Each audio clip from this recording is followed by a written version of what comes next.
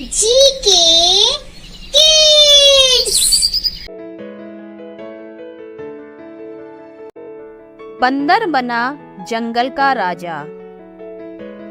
एक जंगल में एक बंदर और बंदरिया रहते थे। दिन भर पेड़ों पर उछल कूद करते थे। एक दिन बंदर और बंदरिया एक पेड़ की टहनी पर बैठे थे। तभी जंगल के रास्ते से राजा की सवारी निकली। उसे देखकर बंदरिया ने बंदर से कहा, बंदरिया, काश मेरी शादी किसी राजा से हो जाती तो मैं भी ऐसे मजे में रहती। बंदर को यह बात बहुत बुरी लग जाती है। बंदर, कभी बंदरिया की शादी इंसानों से होती देखी है? भला एक इंसान कभी बंदरिया से शादी करेगा? बंदरिया, तुम मेरे लिए इतना नहीं कर सकते? इस देश के ना सही, कम से कम इस जंगल के तो राजा बन सकते हो। बंदर, तेरा दिमाग खराब हो गया है। अगर शेर को पता लग गया तो हमें खा जाएगा। जंगल का राजा शेर ही होता है। बंदरिया, मेरे पास एक तरकीब है जिससे तुम जंगल के राजा बन सकते हो और मैं रानी। बंदर, क्या तरकीब है? बंदरिया, सुनो, तुम राजमहल जाकर राजा का मुकुट चुरा कर ले आओ। फिर उस मुकुट को पहनकर राजा बन जाना और कोई पूछे तो कह देना, राजा ने अपना मुकुट देकर मुझे जंगल का राजा बनाया है। अगर किसी ने मेरी बात न मानी तो राजा के सैनिक उसे पकड़कर मार डालेंगे। बंदर, लेकिन राजमहल से मुकुट लाऊंगा कैसे? वहां तो बहुत पहरा होगा। बंदरिया, तुम रात को चुपचाप जाना, जब राजा सो जाए तब मुकुट ले आना। बस अगले दिन से तुम राजा और मैं तुम्हारी रानी। बंदर, अगर मैं पकड़ा गया तो मुझे सैनिक मार देंगे। तेरे चक्कर में अपनी जान दांव पर नहीं लगा सकता। बंदरिया, क्या तुम मेरे लिए इतना नहीं कर सकते? सोचो, हमें खाने के लिए भटकना नहीं पड़ेगा। सभी जानवर यही खाना लाकर दे देंगे। राजा के डर से शेर भी तुमसे डरेगा। बंदर बंदरिया की बात मानकर रात को राजमहल में पहुंच जाता है और वहां से मुकुट चुराकर वापस जंगल में आ जाता है। अगले दिन बंदरिया बंदर को मुकुट पहना देती है। मुकुट को अच्छे से दबाकर बंदर के सिर पर पहना देती है। बंदर को मुकुट चुभ रहा था, लेकिन वह किसी तरह मुकुट को सिर पर बांध लेता है। इधर राजा के महल में अफरा तफरी मच जाती है। राजा अपने सैनिकों को मुकुट ढूंढने का आदेश देता है। मुकुट न मिलने पर वह मुकुट ढूंढने वाले को सोने के सिक्के देने का वादा कर देता है, जिससे बहुत से लोग मुकुट ढूंढने लगते हैं। जंगल में बंदर एक ऊंची सी जगह पर बैठकर कहता है, बंदर, सुनो, जंगल में रहने वाले सारे जानवरों, हमारे महाराज ने मुझे जंगल का राजा बना दिया है। अब से शेर जंगल का राजा नहीं है। अगर किसी ने मेरी बात ना मानी तो राजा के सैनिक उसे मार देंगे। सभी जानवर उस चट्टान के आसपास इकट्ठा हो जाते हैं। वहां शेर भी पहुंच जाता है। पहले तो बंदर शेर को देखकर डर जाता है, लेकिन बंदरिया की आंखें दिखाने के बाद वह बहुत अकड़ के साथ शेर से कहता है, बंदर, सुन बे शेर, आज से मैं राजा और तू मेरी प्रजा। आज से तू हमारे लिए फल और खाने का सामान लाएगा। बाद में यहाँ आकर मेरे पैर भी दबाएगा, नहीं तो मैं महाराज से कहकर तुझे पिंजरे में बंद करवा दूंगा। शेर, ठीक है महाराज, लेकिन क्या राजा ने तुम्हें यह मुकुट अपने हाथों से पहनाया है? बंदर, हाँ, कल राजा ने मुझे बुलाया और कहा, शेर बहुत दिन से जंगल का राजा है। अब से तुम्हें जंगल का काम काज संभालना है। तुम पेड़ के ऊपर बैठकर पूरे जंगल पर नजर रखना। फिर उन्होंने अपने हाथ से यह मुकुट मुझे पहना दिया। इसके बाद पूरा जंगल बंदर को शेर मानकर उसकी सेवा में लग जाता है। बंदर के साथ बंदरिया के भी मजे आ जाते हैं। अब बैठे बैठे खाना आ जाता था। कई जानवर उनकी सेवा में लगे रहते थे। समय बहुत अच्छे से बीत रहा था। एक दिन एक बैलगाड़ी पर बैठकर एक आदमी जंगल के रास्ते से गुजरा। उस समय बंदर का दरबार लगा हुआ था। उसने दूर से देखा कि बंदर मुकुट पहनकर एक पत्थर पर बैठा है और सब पर हुक्म चला रहा है। गाड़ी वाला जल्दी से राजा के पास गया और उसने सारी बात राजा को बताई। राजा ने उसी समय सैनिकों की एक टुकड़ी जंगल में भेजी। बंदर और बंदरिया दोनों को पकड़कर राजमहल में लाया गया। बंदर, मरवा दिया तूने, अब राजा जिंदा नहीं छोड़ेगा। बंदरिया, मुझे भी डर लग रहा है। राजा जब बंदर को मुकुट लगाए देखता है तो वह जोर से हंसने लगता है। राजा, सैनिकों, इस बंदर से मुकुट छीन लो और इसे जेल में डाल दो। बंदर, महाराज, मुझे माफ कर दीजिए। इस बंदरिया के कहने पर मैंने यह कहा था। इसे रानी बनना था। राजा, ठीक है, इसे भी तुम्हारे साथ जेल में डाल देते हैं। दोनों को 1 महीने के बाद जेल में डाल दिया जाता है। इधर जब जंगल के राजा शेर को यह बात पता लगती है तो वह बहुत क्रोध में आ जाता है। शेर, आने दो इस बंदर और बंदरिया को, छूटकर इन दोनों को एक ही दिन में चट कर जाऊंगा। 1 महीने बाद दोनों को राजा के सामने पेश किया जाता है। बंदर, महाराज, हमें जेल में ही पड़े रहने दीजिए। अब तक पूरे जंगल को चोरी वाली बात पता लग गई होगी और शेर हमें जिंदा नहीं छोड़ेगा। राजा, सजा तो तुम्हें मिलनी चाहिए। तुमने 2 राजाओं को धोखा दिया है। ठीक है, मैं अपने सैनिकों को तुम्हारे साथ भेजता हूँ, जो मेरा संदेश शेर को पढ़कर सुनाएगा कि उन्हें मारा ना जाए। बंदर और बंदरिया सैनिकों के साथ जंगल में पहुंच जाते हैं। सैनिक शेर को राजा का संदेश दे देता है। उसमें लिखा था कि इन बंदर बंदरिया को मारा ना जाए, बाकी जो सजा दोगे वो इन्हें दे सकते हो। शेर, ठीक है, आज से पूरे जंगल में सबके खाने का प्रबंध तुम दोनों करोगी।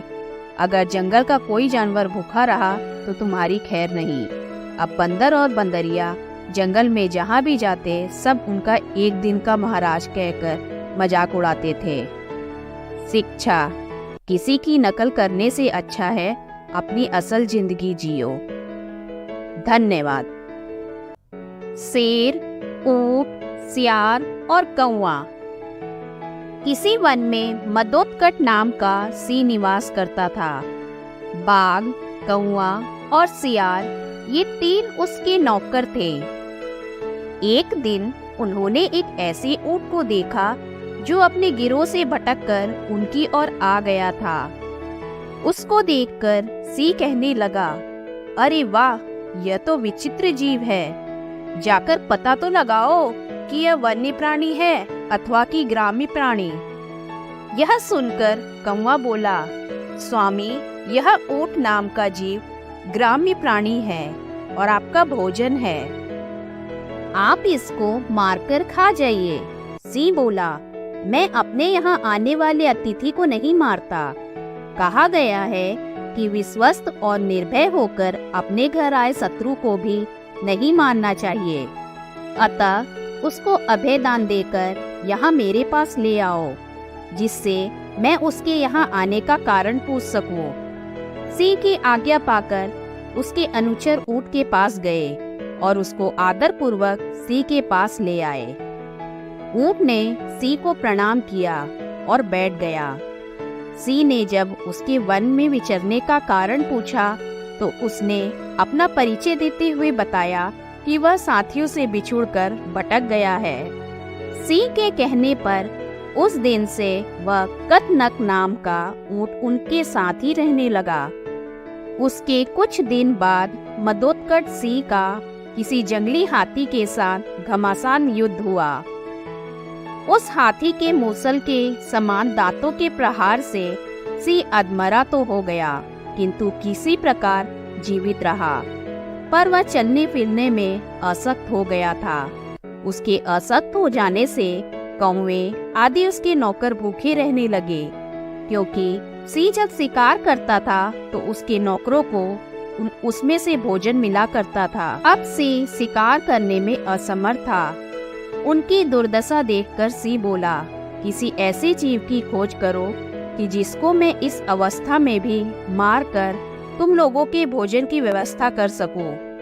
सिंह की आज्ञा पाकर वे चारों प्राणी हर तरफ शिकार की तलाश में घूमने निकले। जब कहीं कुछ नहीं मिला तो कौवे और सियार ने परस्पर मिलकर सलाह की।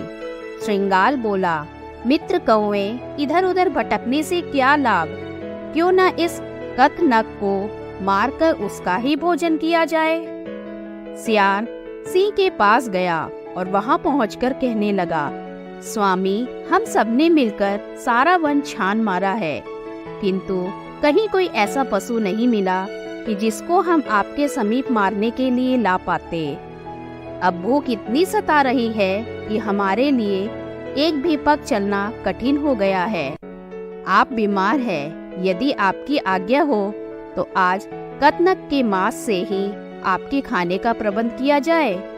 पर सिंह ने यह कहते हुए मना कर दिया कि उसने ऊंट को अपने यहाँ पनाह दी है, इसलिए वह उसे मार नहीं सकता। पर सियार ने सिंह को किसी तरह मना ही लिया। राजा की आज्ञा पाते ही श्रृंगाल ने तत्काल अपने साथियों को बुलाया लिया। उसके साथ ऊंट भी आया। उन्हें देखकर सिंह ने पूछा, तुम लोगों को कुछ मिला? कौवा, सियार, बाघ सहित दूसरे जानवरों ने बता दिया कि उन्हें कुछ नहीं मिला। पर अपने राजा की भूख मिटाने के लिए सभी बारी बारी से सिंह के आगे आए और विनती की कि वह उन्हें मारकर खा ले। पर सियार हर किसी में कुछ न कुछ खामी बता देता ताकि सिंह उन्हें न मार सके। अंत में ऊंट की बारी आई।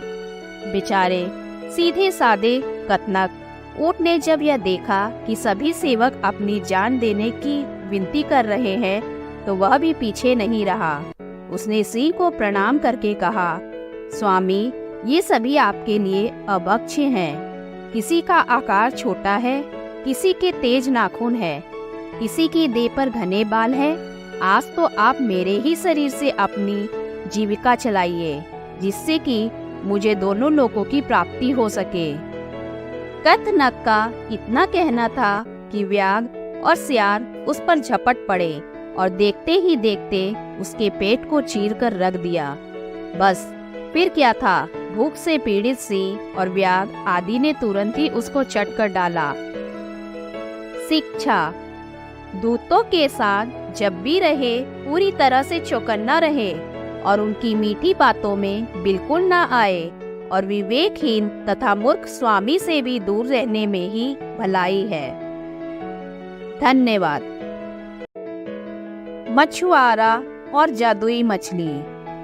नदी के किनारे सोनपुर नामक एक गांव था। उस गांव में रामू नामक एक मछुआरा रहता था। रामू सीधा साधा तथा ईमानदार व्यक्ति था, किंतु उसकी पत्नी एक चालाक तथा लालची स्त्री थी। रामू की आयु लगभग 50 साल की थी, किंतु दारिद्र्य तथा चिंता ने उसे समय से पहले ही बूढ़ा कर दिया था। रामू सुबह मुंह अंधेरे उठकर जाल लेकर नदी की ओर निकल जाता और शाम ढले वापस आता। वह सारा दिन नदी में जाल डाले बैठा रहता। उसके पास शाम होने तक कुछ मछलियां इकट्ठी हो जाती, जिन्हें बेचकर वह अपनी गृहस्थी की गाड़ी खींचता रहता। किंतु रामू फिर भी प्रसन्न रहता और 2 वक्त की रूखी सूखी मिल जाने के लिए ईश्वर का धन्यवाद अदा करता।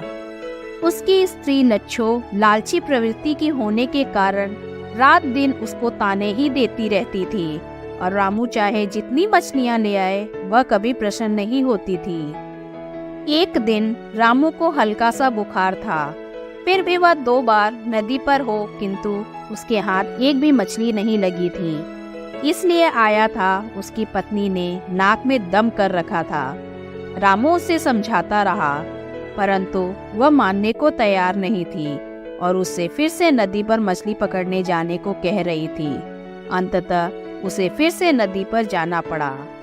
वह बहुत देर तक नदी में जाल डाले बैठा रहा, किंतु इस बार भी कोई मछली नहीं फंसी। निराश होकर वह जाल खींचने ही वाला था कि उसे अपना जाल कुछ भारी सा प्रतीत हुआ। उसने जल्दी जल्दी उसे खींच लिया। उसने देखा कि उसके जाल में एक छोटी सी सुंदर मछली फंसी है। उसका रंग चांदी के समान चमक रहा था। मछुआरे को उस मछली पर बड़ा प्यार आया और उसे जाल में से निकालकर प्रेम पूर्वक निकालकर उसकी पीठ पर हाथ फेरने लगा। छोटी सी मछली रामू से बोली, हे मछुआरे, मुझ पर दया करो और मुझे छोड़ दो। मैं इस नदी की रानी, अगर तुम मुझे छोड़ दोगे तो मैं तुम्हारी प्रत्येक इच्छा पूरी करूंगी। बूढ़े रामू को मछली पर दया आ गई। उसने उसे फिर से नदी में डाल दिया और चुपचाप अपनी खाली टोकरी लिए घर वापस लौट आया। लच्छो ने जब टोकरी को खाली देखा तो उसका गुस्सा 7वें आसमान पर चढ़ गया और वह बूढ़े पर चिल्लाने लगी। बूढ़े ने उसे धीरज बांधते हुए सारी घटना कह सुनाई। लच्छो ने जब सारी बात सुनी तो वह अपने पति को कोसते हुए बोली, तुमने उस मछली से कुछ मांगा क्यों नहीं? जाओ अभी फौरन जाकर मछली से कुछ खाने पीने का सामान मांग कर ले आओ। बूढ़ा ना नुकर करने लगा तो वह खूब जोर से चिल्लाने लगी। हार कर मछेरा उल्टे पांव लौट गया। नदी पर पहुंचकर वह तेज आवाज में बोला, हे नदी की रानी मछली, तनिक बाहर आकर मेरी विनती सुन लो। तुरंत ही नदी की लहरों में बलखलाती छोटी सी सुंदर मछली नदी तट पर आ पहुंची। बूढ़ा मछेरा उसे प्रणाम करके बोला, हे मछली रानी, मेरे घर खाने को कुछ नहीं है, कृपया मुझे खाने के लिए कुछ सामान दे दो। अभी तुम घर जाओ, मैं वही भिजवा दूंगी।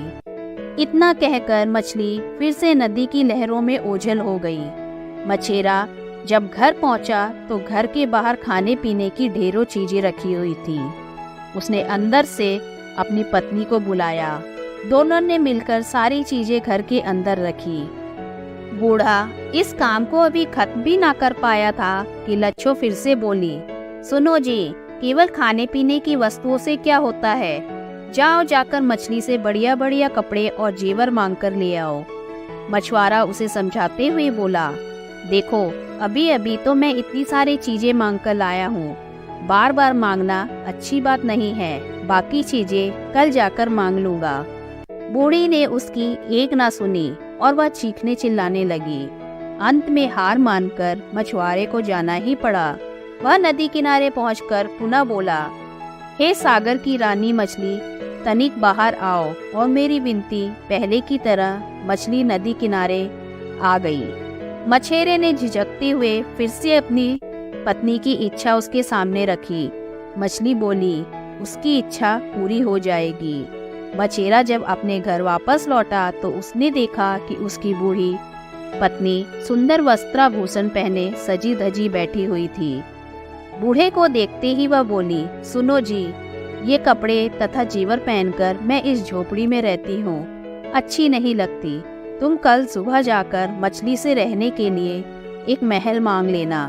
बूढ़ा चुपचाप उसकी बात सुनता रहा। सुबह होते ही बूढ़ी ने मछेरे को बिना कुछ खिलाए पिलाए नदी पर भेज दिया। मछेरे ने फिर से मछली को याद किया। जब वह आई तो बूढ़ा बोला, हे नदी की रानी, मेरी पत्नी झोपड़ी में रहते हुए बहुत दुख झेल रही है, इसलिए उसकी रहने के लिए एक महल की जरूरत है। यह इच्छा भी पूरी हो जाएगी। इतना कहकर मछली नदी की लहरों में ओझल हो गई। बूढ़ा जब घर लौटा तो उसने देखा कि उसकी झोपड़ी के स्थान पर वहाँ एक महल खड़ा है और बूढ़ी उसके अंदर सजी धजी बैठी है। वह बहुत खुश दिखाई दे रही थी। कुछ दिन इसी प्रकार बीत गए। अब लालची बुढ़िया का लालच फिर सिर उठाने लगा। एक दिन वह सुबह सुबह मछेरे से बोली, मैंने दिन रात काम करते हुए अपना सारा जीवन बिता दिया। तुम इस जादुई मछली से नौकर चाकर तथा सुख सुविधा का दूसरा सामान देने को कहो। बूढ़े ने उसे समझाने का प्रयत्न किया, किंतु बूढ़ी तो लालच में अंधी हो गई थी। उसने मछुआरे की एक ना सुनी। मजबूर होकर मछेरा पुनः नदी की ओर चल दिया।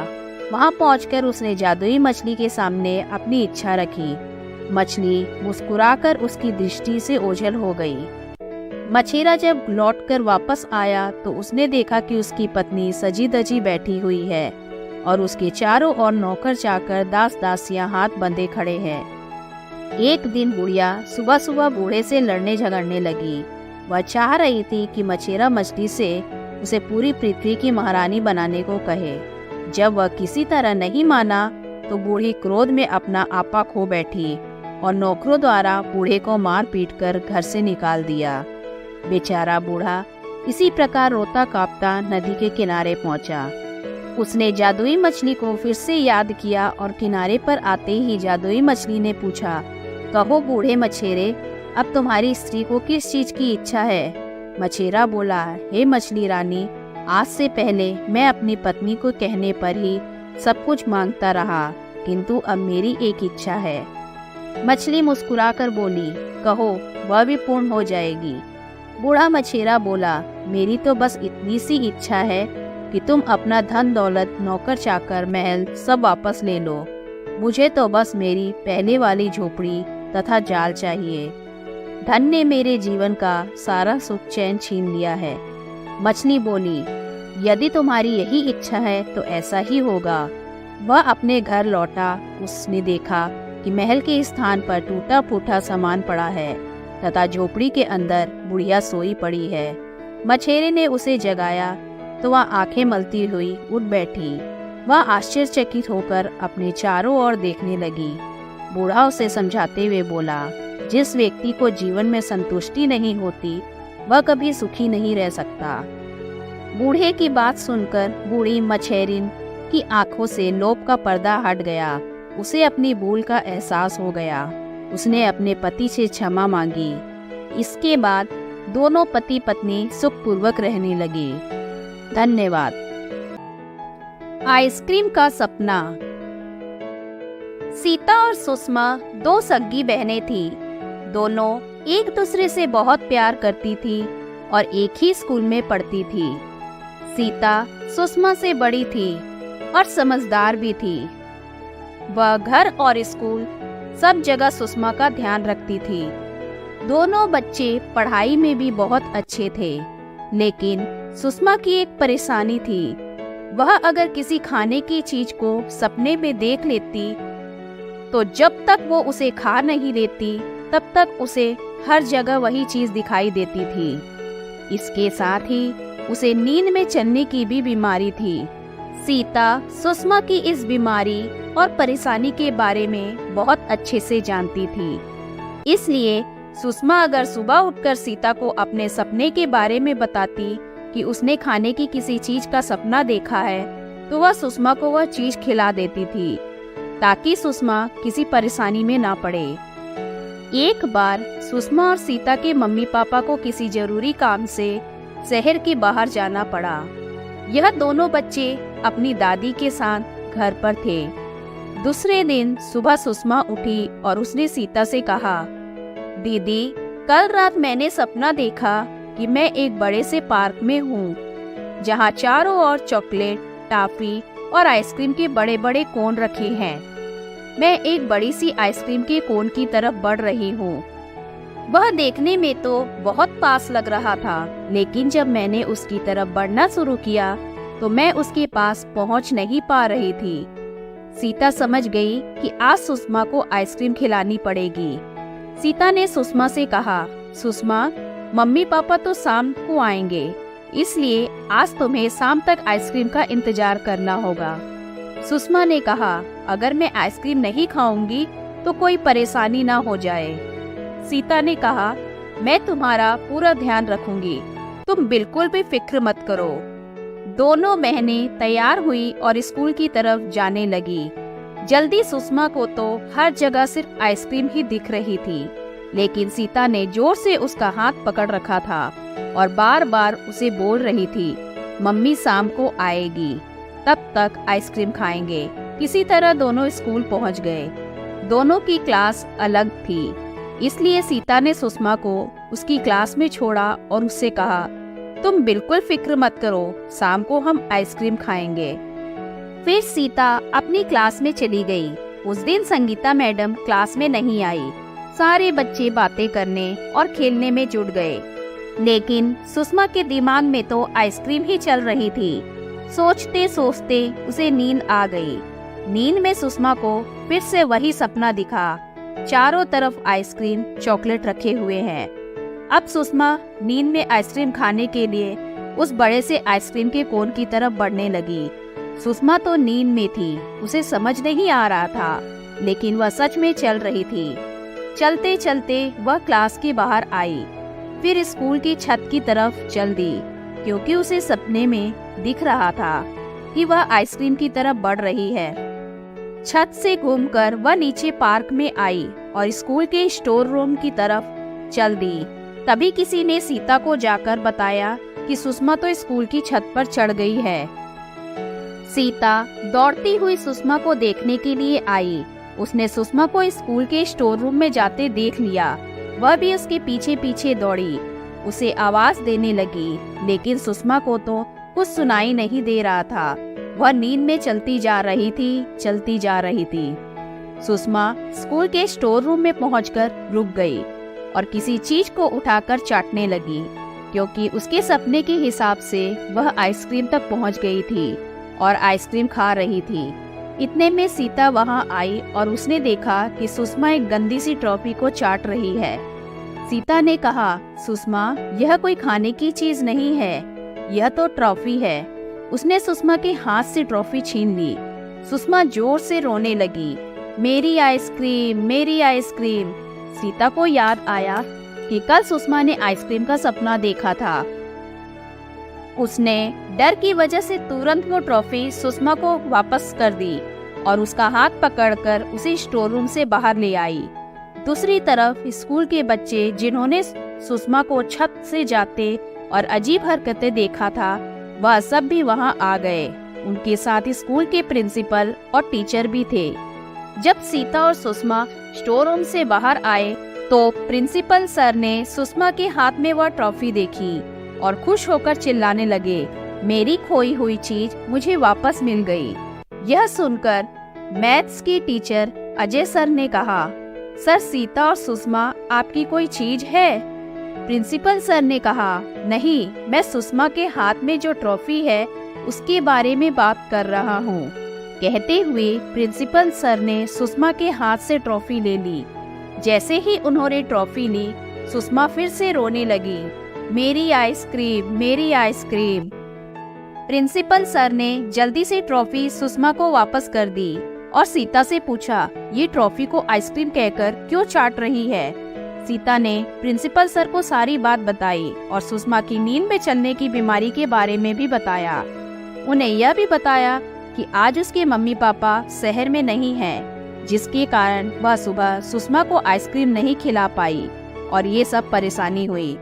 प्रिंसिपल सर हंसने लगे और उन्होंने कहा, सुषमा की वजह से मुझे मेरी खोई हुई ट्रॉफी वापस मिली है, इसलिए मैं सुषमा के साथ साथ तुम सबको भी आइसक्रीम खिलाऊंगा।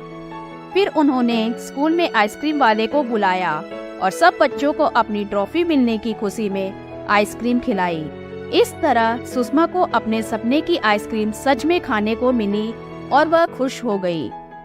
धन्यवाद। गिरगिट का सपना। एक गिरगिट था, अच्छा मोटा ताजा, काफी हरे जंगल में रहता था। रहने के लिए एक घने पेड़ के नीचे अच्छी सी जगह बना रखी थी उसने। खाने पीने की कोई तकलीफ नहीं थी। आसपास जीव जंतु बहुत मिल जाते थे, फिर भी वह उदास रहता था। उसका ख्याल था कि उसे कुछ और होना चाहिए था और हर चीज, हर जीव का अपना एक रंग था, पर उसका अपना कोई एक रंग था ही नहीं। थोड़ी देर पहले नीले थे, अब हरे हो गए। हरे से बैगनी, बैगनी से कत्थई, कत्थई से स्याह। यह भी कोई जिंदगी थी? यह ठीक था कि इससे बचाव बहुत होता था। हर देखने वाले को धोखा दिया जा सकता था। खतरे के वक्त जान बचाई जा सकती थी। शिकार की सुविधा भी इसी से थी। पर यह भी क्या कि अपनी कोई एक पहचान ही नहीं। सुबह उठे तो कच्चे भुट्टे की तरह पीले और रात को सोए तो भुने शकरकंद की तरह काले। हर 2 घंटे में खुद अपने ही लिए अजनबी। उसे अपने सिवा हर एक से ईर्ष्या होती थी। पास के बिल में एक सांप था। ऐसा बढ़िया लहरिया था उसकी खाल पर कि देखकर मजा आ जाता था। आसपास के सब चूहे चमगादड़ उससे खौफ खाते थे। वह खुद भी उसे देखते ही दुम दबाकर भागता था।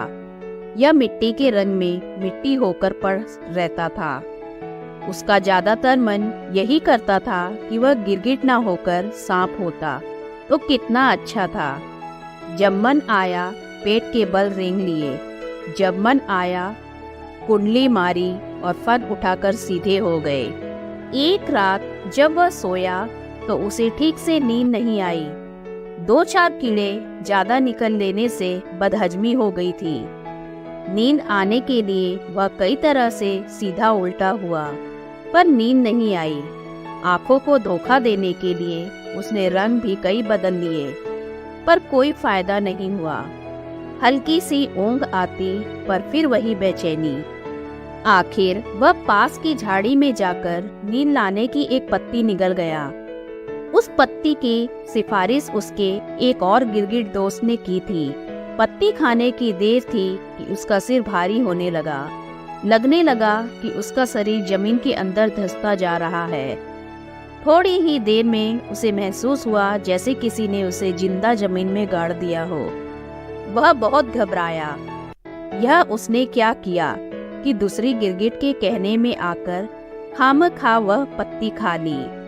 अब अगर वह जिंदगी भर जमीन के अंदर ही दफन रहा तो?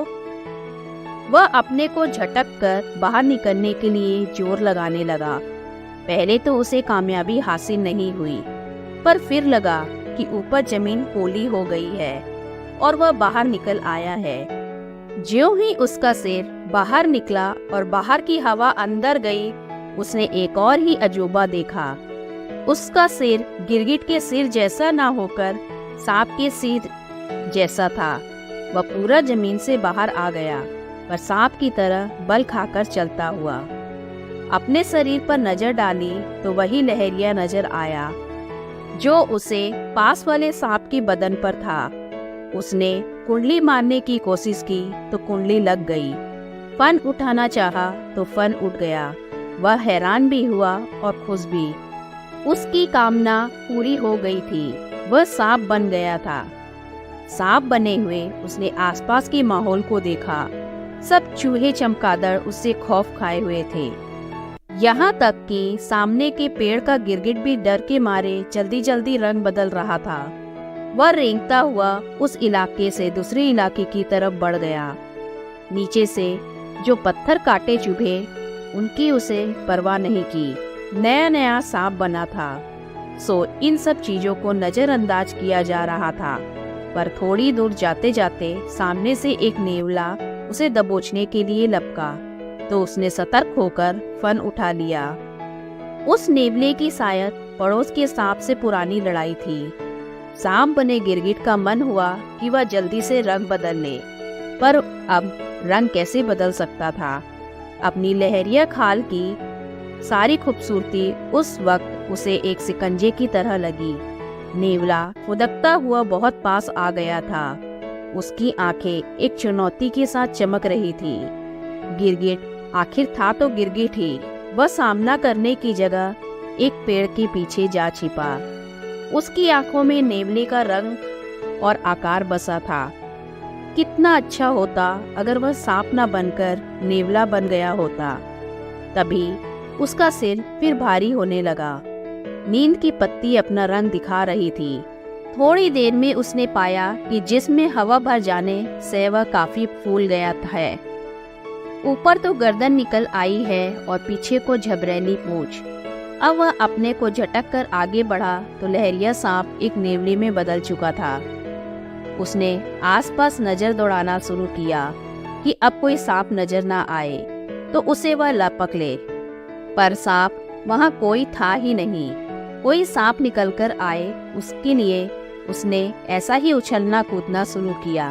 कभी झाड़ियों में जाता, कभी बाहर जाता, कभी सिर से जमीन को खोदने की कोशिश करता। एक बार जो वह जोर से उछला तो पेड़ की टहनी पर टंग गया। टहनी का कांटा जिसमें ऐसे गड़ गया कि ना अब उछलते बने ना नीचे आते। आखिर वह बहुत परेशान हो गया तो वह मनाने लगा कि क्यों उसने नेवले बनना चाहा। इससे तो अच्छा था कि पेड़ की टहनी बन गया होता। तब न रेंगने की जरूरत पड़ती, न उछलने कूदने की। बस अपनी जगह उगे है और आराम से हवा में हिल रहे हैं। नींद का एक और झोंका आया और उसने पाया कि सचमुच अब वह नेवला नहीं रहा, पेड़ की टहनी बन गया है। उसका मन मस्ती से भर गया। नीचे की जमीन में अब उसे कोई वास्ता नहीं था। वह जिंदगी भर ऊपर ही ऊपर झूलता रह सकता था। उसे यह भी लगा जैसे उसके अंदर से कोई पत्तियां फूटने वाली हो। उसने सोचा कि अगर उसमें फूल भी निकलेगा तो उसका क्या रंग होता, और क्या वह अपनी मर्जी से फूल का रंग बदल सकेगा। पर तभी 2-3 कौवे उस पर आ बैठे। एक ने उस पर बीट कर दी, दूसरे ने उसे चोंच से कुरेदना शुरू किया। उसे बहुत तकलीफ हुई। उसे फिर अपनी गलती के लिए पश्चाताप हुआ। अगर वह टहनी की जगह कौवा बना होता तो कितना अच्छा था। जब चाहो जिस टहनी पर जा बैठो और जब चाहो हवा में उड़ान भरने लगो। अभी वह सोच ही रहा था कि कौवे उड़ खड़े हुए, पर उसने हैरान होकर देखा कि कौवों के साथ वह भी उसी तरह उड़ खड़ा हुआ है। अब जमीन के साथ साथ आसमान भी उसके नीचे था और वह ऊपर ऊपर उड़ा जा रहा था। उसके पंख बहुत चमकीले थे। जब चाहो उन्हें चपकाने लगो, जब चाहे सीधा कर लो। उसने आसमान में कई चक्कर लगाए और खूब काएं काएं की, पर तभी नजर पड़ी नीचे खड़े कुछ लड़कों पर, जो गुलेल हाथ में लिए उसे निशाना बना रहे थे। पास उड़ता हुआ एक कौवा निशाना बनकर नीचे गिर चुका था। उसने डर कर आंखें मूंद ली। मन ही मन सोचा कि कितना अच्छा होता अगर वह कौवा न बनकर गिरगिट ही बना रहता। पर जब काफी देर बाद भी गुलेल का पत्थर उसे नहीं लगा तो उसने आंखें खोल ली। वह अपनी उसी जगह पर था जहां सोया था। पंख वंख अब गायब हो गए थे और वह वही गिरगिट का गिरगिट था। वही चूहे चमगादड़ आसपास मंडरा रहे थे और सांप अपने बिल से बाहर आ रहा था। उसने जल्दी से रंग बदला और दौड़कर उस गिरगिट की तलाश में हो लिया जिसने उसे नीम की पत्ती खाने की सलाह दी थी। मन में शुक्र भी मनाया कि अच्छा है वह गिरगिट की जगह और कुछ नहीं हुआ, वरना कैसे उस गलत सलाह देने वाले गिरगिट को गिरगिट भाषा में मजा चखा पाता। धन्यवाद।